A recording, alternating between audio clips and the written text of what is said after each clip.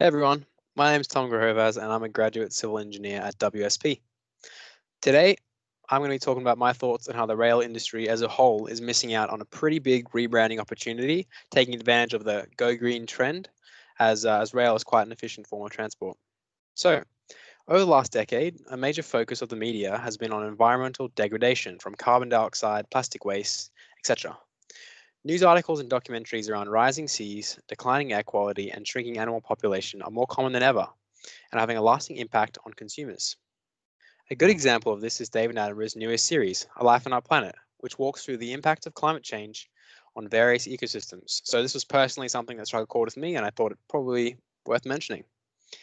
With this in mind, people are increasingly willing to make changes to their purchasing habits to reduce their impact on the environment, which we can see on the slide in those four green circles, which outline the percentage of each generation in a test that was done who would be willing to change their purchasing habit to go a little bit greener. And as you can see, all those values are roughly around 50%, if not a bit higher, which is a pretty large percentage of the population. So obviously demand is changing with the times and supply needs to follow.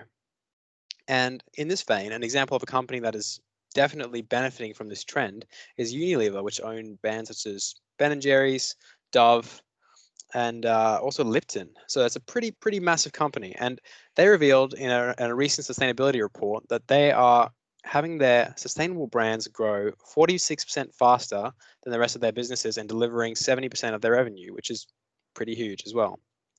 So with this in mind, I think that the Australian rail industry is perfectly positioned to take advantage of this going trend because there are three big things that really people don't think about.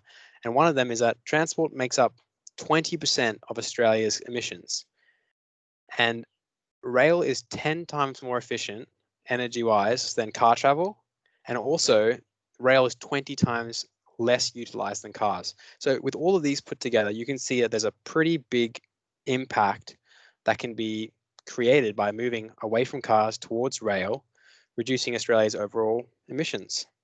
So, I think that these facts are, while by themselves is not very palatable. They're just big numbers, doesn't mean much to many people, but I'm sure that there's a marketing campaign that can be put forward that highlights these facts in a way that is consumable by people and is catchy. And I'm sure that it will be something that will influence decisions that typically were made using very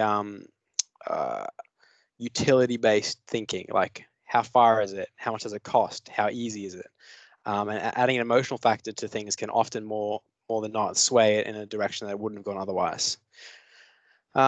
Yeah, so those are my thoughts. That's an area of opportunity that I've identified, and I would be more than happy to answer some questions, have a chat about it. So contact me on my email or my LinkedIn. More than happy to chat. Thank you very much for listening, and I'll hopefully see you around maybe next year when the transport is more allowed. See ya.